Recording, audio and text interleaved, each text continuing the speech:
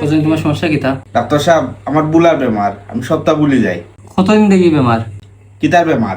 ফাতলামি কইল না মিয়া। কি তো হইছে ইমাম সাহেব? দূর বেটা, আমি ইমাম না, আমি ডাক্তার। তে ইমাম সাহেব কইতে তুই কিতা ডাক্তার সাহেব আমার বেমারের সমস্যা করো।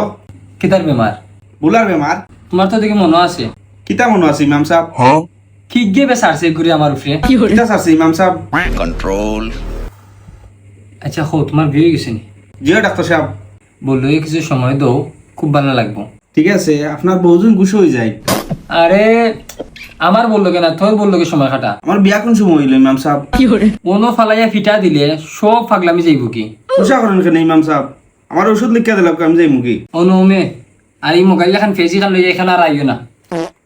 কত হয়েছে ইমাম সাহেব? 500। 500 বাচ্চা আপনার? এক মোটর লাগাইছে।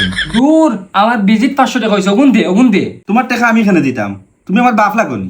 আরে ওষুধ জেনে দিছি তোরে, ওগুন তোর টাকা। কিতার ওষুধ ইমাম সাহেব? গাঞ্জার ওষুধ, গাঞ্জার। আমার তো বুলার বেমার ডাক্তার সাহেব। ওষুধ তো দিরামো। কিতার ওষুধ ইমাম সাহেব? হরি থেকে হর।